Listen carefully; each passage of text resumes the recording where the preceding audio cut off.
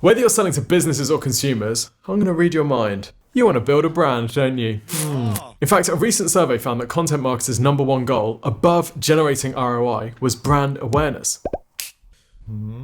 Of course, you want people to know you. You want people to love your brand. You want people to associate your company and your product with all the happy things in the world. And you want to be top of mind when they're making a decision about how to spend their money. But let's be honest, most online brand marketing feels really wasteful. Advertising for impressions, or clinging to online readership numbers to measure the effectiveness of digital PR. The challenge with all brand marketing is measuring it. How do we know that it's actually making money and actually working? Well, if you want to build a brand online today, I'm going to share with you a model that you can follow. This model is based on some of the best brand marketers in history, but it also uses some of the most modern digital marketing strategies available to us all. By the way though, it's going to feel pretty counterintuitive because this is going to run pretty counter to a lot of brand marketing best practice out there. But that's a good thing because most brand advertising these days is total freaking garbage. Oh, there's a chance that some people will get offended. Views in this video are Tim's and Tim's alone and not representative of Exposure Ninja. Always read the label and consult your doctor or physician prior to watching. Let's go. All right, so before we think about how to build a brand through digital, we need to think about brand advertising more generally. And if we think about some of the brand advertising heroes of the past, I'm thinking of stuff like the Goodyear blimp, the Coca-Cola Christmas trucks, or football shirt sponsorship. On the surface, all of these things generate huge exposure, right? Your brand in front of hundreds of thousands or even millions of people. Can't lose, right? After all, it's not Christmas until you see those Coca-Cola trucks. Oh, wait, when's the last time you actually drank Coca-Cola at Christmas? And that's the trouble with a lot of this traditional brand advertising. It's just not measurable. You can't work out whether the Coca-Cola trucks work or not because nobody actually knows. Of course, the TV companies taking the ad dollars, they're going to tell you that it works and that it needs to be seen precisely 7 times before someone is compelled to purchase. And the marketing agency is going to tell you that brand sentiment has improved 160%. But how do you know? Now, there is plenty of data that this sort of stuff is just ineffective. Take football shirts, for example, paying tens of millions of dollars to plaster your brand on the front of some sports team's kit. According to Brand Finance, Emirates Airlines spends 139 million euros to sponsor 3 top-flight European football clubs, putting their name on the shirt. Now that's not going to fly Emirates when they wouldn't have otherwise, that's even recalling the sponsor. Which brings us to our first potential issue with brand advertising, and that is that when people see a company name enough, they are compelled to purchase. As if you see someone in the street enough times that you just suddenly fall in love with them and want to marry them. I bet you've probably seen a million different cars, and I bet you have absolutely no desire to buy 99.9% of them, right? Yeah, visibility is not the same as desire. But the thing is, brand advertising hasn't always been rubbish like this. It hasn't always been based on this completely flawed premise. Don't believe me? Here's Exhibit A. To prove that brand advertising has not always been rubbish and ineffective, let's look at one company that has consistently used brand advertising over the last 40 years. In fact, over the last 250 years that it's been in existence, Lloyds Bank. So for those outside the UK, Lloyds Bank is one of the biggest banks in the country. Now, in the 1980s, Lloyds Bank ran ads like this. Only Lloyds Bank offers new students these benefits. And then it proceeds to give people benefits, why they should bank with Lloyds Bank. Cool, makes sense. So there we are, that's what our pension would look like. By the 1990s, they were running ads like this, which showed a celebrity at the time talking about the benefits of Lloyds Bank. Yep. Makes sense. Interestingly, someone in the YouTube comments has actually anticipated this video. Now, Mr. Burgess is not wrong. By the 2010s, Lloyds was running ads like this, replacing the benefits-driven copy with generic statements like getting Britain's savers closer to their dreams. Without the logo, you wouldn't even know what that headline was referring to. The picture of the hot air balloon and the people in it? There's a tiny amount of copy referencing 6 million customers, so presumably they're going for the credibility of having a large customer base. But other than that, there are no specific benefits whatsoever here to make you want to bank with Lloyds. And this might be dumb, but this is worse. We've come a long, long way together. This is Lloyds' famous, celebrated By Your Side ad from 2017. It's a cinematic masterpiece. It's genius. How did they get a horse running through the factory? We will never know. By the end of the ad, we are enjoying these beautiful images, very expensive to produce no doubt, of this amazing horse running through water at the beach, being chased by school children. Now presumably, consumers that loved horses were supposed to ditch their current accounts at rival banks and flock to join Lloyds en masse, right? Anyway, so what we've got here is brand advertising has gone from here's our brand, why you should choose us, to here's our brand with a celebrity, why you should choose us, to here's our brand, and horses. Okay, Tim, but that's just one company. Exhibit B. One of my advertising heroes is David Ogilvy, and he started an ad agency called Ogilvy. Now, back when David started Ogilvy, they ran ads like this absolute masterpiece. This is an ad for Rolls-Royce. Half of the page is covered with this beautiful image of the Rolls-Royce, and half of the page is covered in copy. Now, the headline says at 60 miles an hour, the loudest noise in this new Rolls-Royce comes from the electric clock. What is the benefit? This thing is well made. What makes Rolls-Royce the best car in the world? There is really no magic about it. It's merely patient attention to detail, says an eminent Rolls-Royce engineer. The copy then breaks down 13 reasons why this car is the best car in the world, and they are good reasons. Number 2, every Rolls-Royce engine is run for 7 hours at full throttle before installation, and each car is test driven for hundreds of miles over varying road surfaces. Now, this is a brand ad. It's designed to build brand recognition and brand reputation for Rolls-Royce. This stuff is not easy to produce. Ogilvy spent 3 weeks researching this ad, going to the factory and talking to Rolls-Royce engineers to understand how they were building this car. They also spent time understanding the target customer and what messages would resonate with them. David was obsessed with nailing the message which would resonate most with the target customer. Right, because of course the point of advertising is to compel someone to make a purchase. That's kind of the point, right? Well, you'll be delighted to know that Ogilvy is still going strong today. Not David, sadly, he is no longer with us, but the agency is going strongly.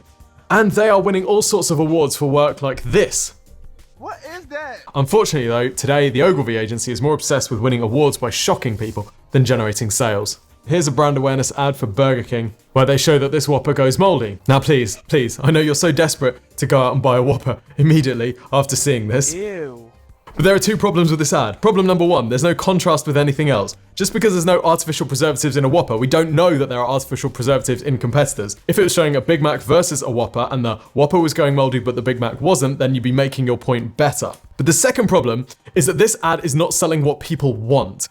I field tested this ad with some people close to me without any brief, and the feedback I got was, that looks disgusting, I'm imagining that in my stomach, moldy, that's gross, I will never eat Burger King again. Now, Ogilvy has offices all around the world, including in the Philippines, and what we're going to do is we're going to play a game. I'm going to show you an ad for 5 seconds, which by the way is generous with today's attention spans, and then I'm going to ask you some questions. Ready? Go!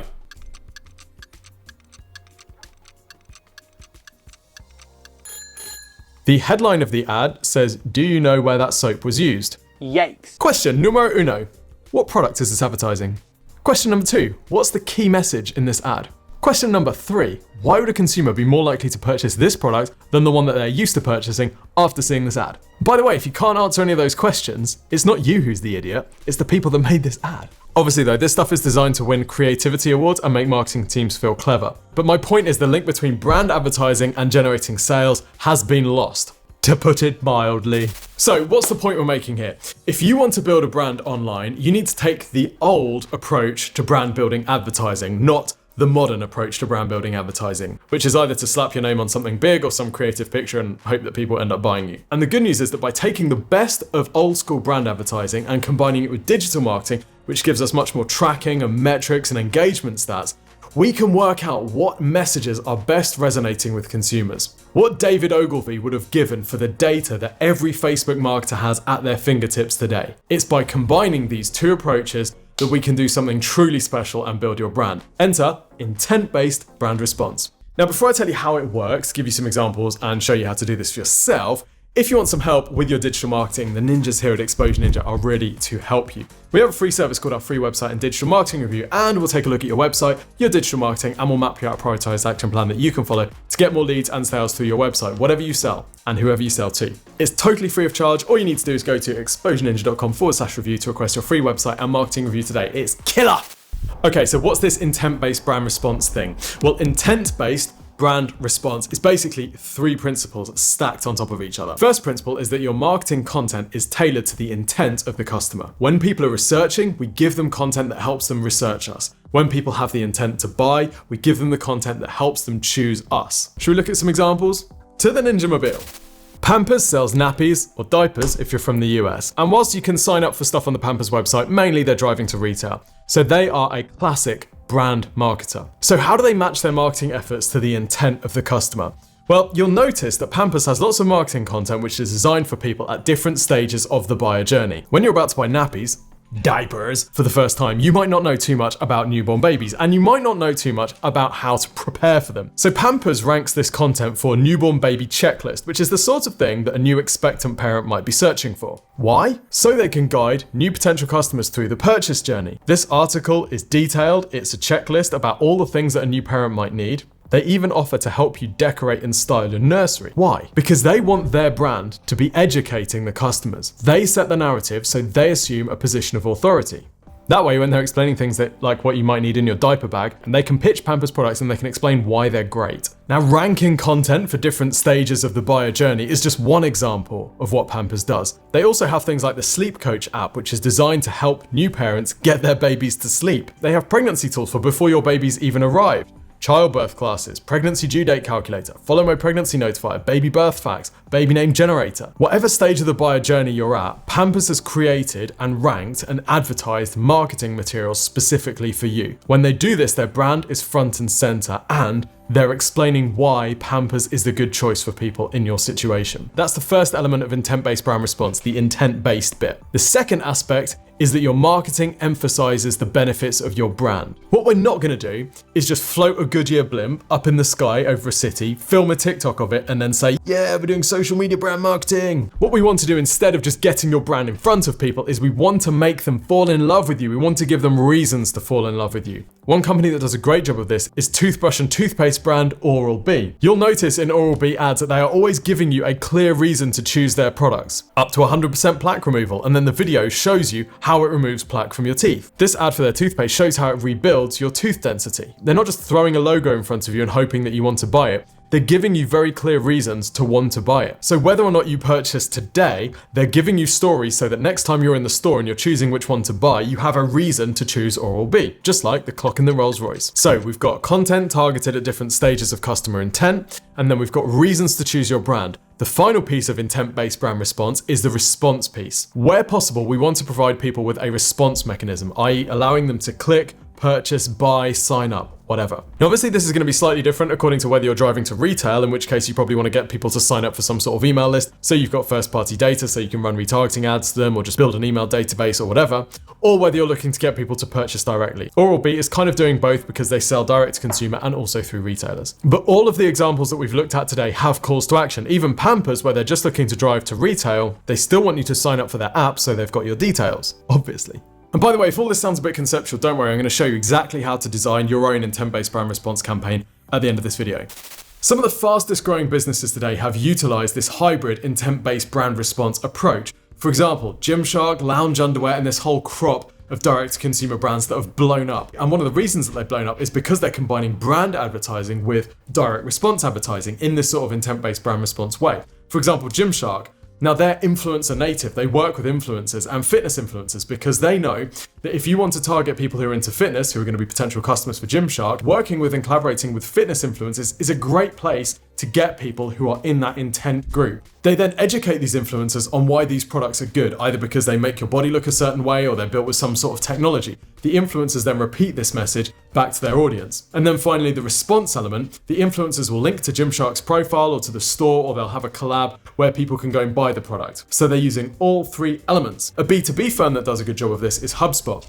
HubSpot uses a whole bunch of stuff like pre-roll YouTube ads to advertise the benefits of HubSpot's CRM software. But they also use a whole range of full funnel search marketing to get people to download guides, to sign up for checklists, knowing that they are earlier in the buying journey. Then they run commercial intent PPC ads to people at the bottom of the marketing funnel ready to purchase, searching for something like best CRM for small businesses to get the final purchase. So they're not just doing brand, they're combining it with direct response, intent-based brand response.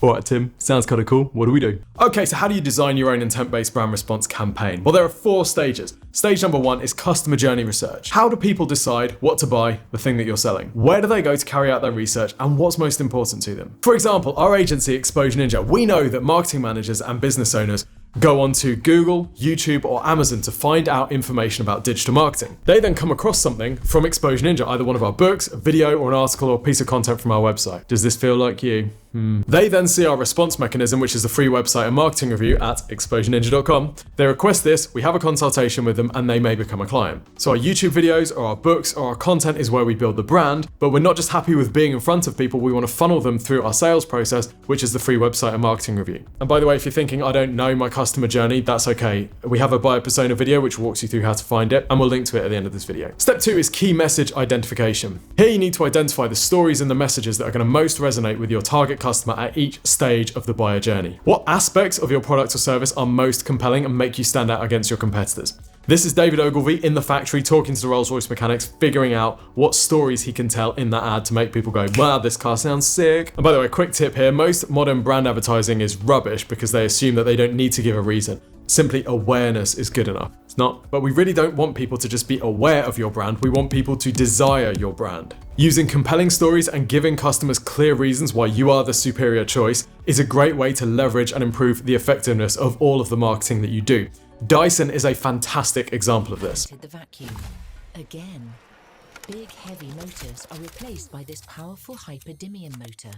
This ad, like every other Dyson ad, talks about the features of this product and explains why they are useful to customers. If you remember the original ads about the fact that Dyson didn't have a bag, everyone of a certain age knows that Dysons don't have bags. And when all their competitors removed the bags, Dyson started talking about these cyclones that prevented a loss of suction. Now they'll talk about things like these tiny little motors that are really powerful despite the thing being really light and easy to hold. Now Dyson's target audience can repeat these stories and they can explain to you why Dyson products are superior. And Dyson's target audience can explain the benefits of Dyson products to you because Dyson has repeated these messages over time. That enables them to justify paying a higher price for a Dyson product because they have a story to tell themselves about why this product is better. They are not just relying on mindless repetition of a brand name on the front of a football shirt, for example.